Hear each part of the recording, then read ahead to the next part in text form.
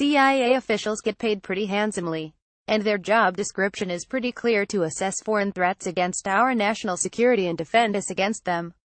So you'd really hope the American taxpayer was getting an honest return on their investment, and CIA officials were really putting on their thinking caps and really burning the midnight oil, attempting to bump off a mass-murdering Soviet satrap and terrorist who set up shop 90 miles from our shores during the height of the Cold War.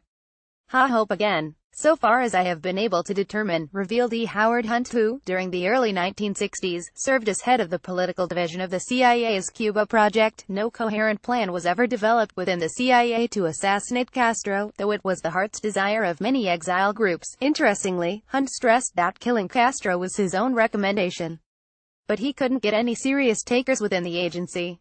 Now let's head over to the famous Church Committee hearings in the mid-70s, when all these so-called assassination attempts were first revealed. Sen. Frank Church did, by the way, was a notorious pinko, just panting to smear anti-communists. Yet here's among the items his highly embarrassed committee grudgingly discovered and reported in August 1975. Fidel Castro gave Senator George McGovern a list of 24 alleged attempts to assassinate him, in which Castro claimed the CIA had been involved. The committee has found no evidence that the CIA was involved in the attempts on Castro's life enumerated in the allegations that Castro gave to Senator McGovern. Coherent is probably the key word by Hunt. All those assassination plans the fake news media transcribes and parrots from Castro's disinformation officers both in Cuba and in the U.S. were probably mostly brainstorming speculations by health-drunken officials. A few might have gotten half-heartedly halfway off the ground. Felix Rodriguez, the Cuban-American CIA man who played a key role in capturing Che Guevara, also noticed the incoherence of these assassination plans. While we were training for the Bay of Pigs, me and a friend volunteered to kill Castro, Rodriguez recalled to your humble servant. We were given a rifle with a telescopic sight and we attempted to infiltrate Cuba. After the third attempt, we returned and they CIA handlers told us that the plan had been changed, had been cancelled, so they took the rifle away. Oh, I know. The fake news media has been flogging these finely tuned, dastardly assassination attempts against poor innocent little Castro for decades, and recently jump-started the fake history campaign with the revelations from the declassified JFK assassination documents. In fact, the overwhelmingly liberal and most Ivy League-educated CIA suits of the time may have found offing Fidel Castro too heart-wrenching of an operational flip-flop.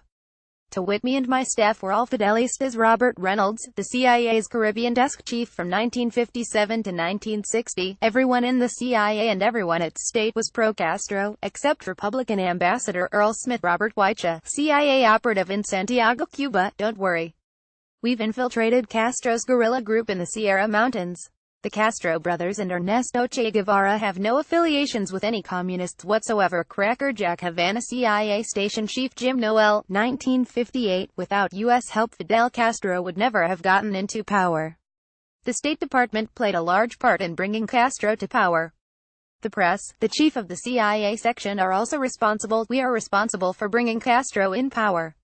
I do not care how you want to word it. Earl T. Smith, U.S. Ambassador to Cuba, 195,759, a friendly and persuasive CIA representative who had an opportunity of talking to Fidel Castro for an hour when the Soviet satrap visited Washington, D.C. in April 1959, emerged in a state of ecstasy about Castro's receptivity, responsiveness and understanding. Stephen Bunsell, U.S. Ambassador to Cuba, 195,961. In fact, Raul Castro had a KGB handler since 1954, and when arrested in Mexico in 1956, Ernesto Che Guevara was found to have, in his very wallet, the calling card of the KGB's top Latin American agent, Nikolai Leonov.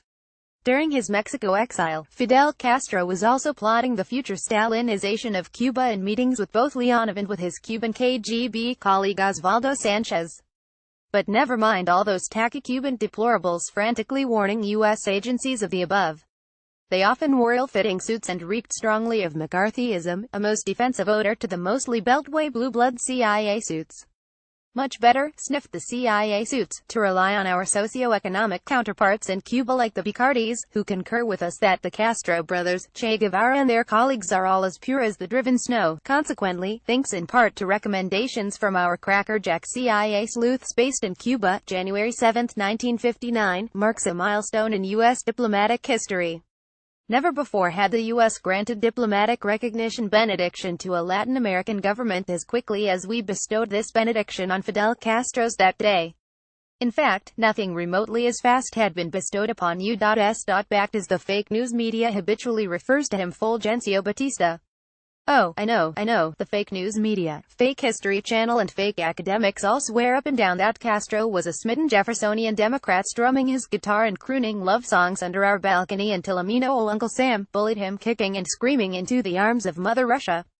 In fact, that yarn ranks right up there with Cuba's free and fabulous healthcare and indeed with the dastardly CIA's assassination plots in the pantheon of Castroite fake news media fables. The CIA Castro assassination meme, like so many others, was hatched by the KGB and Cuban Directorio de Inteligencia, more specifically by multi-decorated for meritorious service D. Colonel Fabian Escalante, seen here with his commander-in-chief.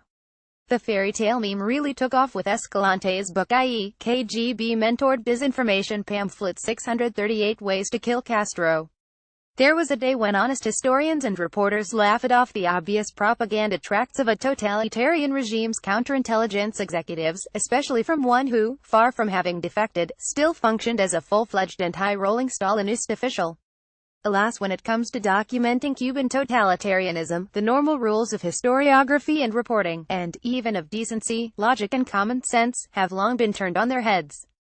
Imagine totalitarian North Korea's head of foreign counterintelligence authoring a book and the worldwide media tripping all over itself, hailing it as gospel. On second thought, don't imagine that. I wouldn't put such swinishness and imbecility past today's fake news media. After all, almost daily they accomplish the exact thing with totalitarian Cuba's disinformation.